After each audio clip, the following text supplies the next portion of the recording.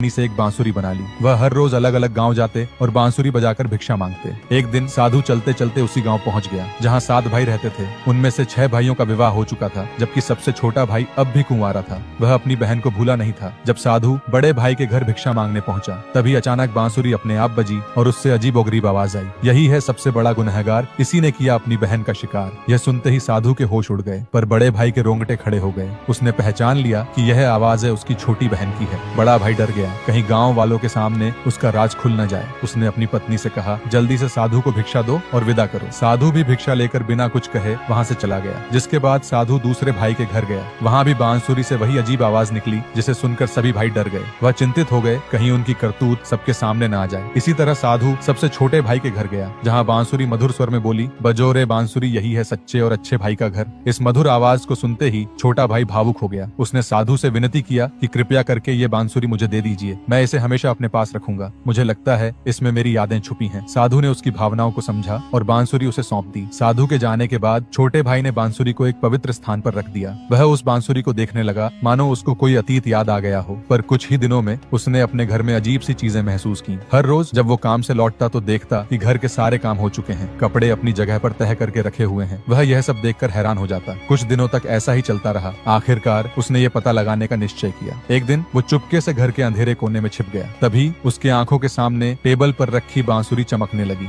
और उससे एक लड़की की आत्मा प्रकट हुई। वह कोई और नहीं बल्कि उसकी ही छोटी बहन थी। वह घर की सफाई करती, बर्तन धोती और शाम होते ही बांसुरी में समा जाती। यह सब देखकर छोटा भाई हैरान रह गया। वह भागते हुए अपनी सबसे बड़ी भाभी के पास गया और सारा वाकया बता दिया। यह सुनकर भाभी के होश उड़ गए। उन्होंने गंभीरता भरे स्वर में कहा, देवर जी, अगली बार जब आपकी बहन की आत्मा बांसुरी से निकले तो फौरन उसे अग्नि में प्रवाहित कर देना और उस पर गंगा जल का छिड़काव कर देना, जिससे तुम्हारी बहन को पुराने शरीर से मुक्ति मिल जाएगी। लेकिन ये सारी बातें बाहर खड़ा बड़ा भाई सुन लेता है। वह तुरंत अपने 5 भाइयों के पास जाता है और सारी बात बता देता है। सभी भाई डर गए, कहीं उनका राज गांव वाले के सामने खुल न जाए। वह तुरंत छोटे भाई के घर गए और बांसुरी को चुरा लिया। उन्होंने यह तय किया कि बांसुरी को तोड़कर नदी में फेंक देंगे। लेकिन तभी वहाँ वही साधु और छोटा भाई आ गया, जिसे देखकर सारे भाई चौंक गए। पर उन्होंने संयंत्र करके साधु को नदी में फेंक दिया। पर इसी बीच छोटा भाई मौका पाते ही बांसुरी लेकर भागते हुए अपने घर आ गया। उसने जल्दी से बांसुरी को आग में डाला और उस पर गंगा जल का छिड़काव किया। जैसे ही बांसुरी जलकर भस्म हुई, उससे एक तेज रोशनी हुई और देखते ही देखते उसकी बहन जीवित होकर उसके सामने आ खड़ी हुई। अपनी बहन को जीवित देख उसके होश उड़ गए। उसने चंपा को गले लगाया और फूट फूट कर रोने लगा। कुछ ही समय में चंपा के जीवित होने की खबर पूरे गांव में फैल गई।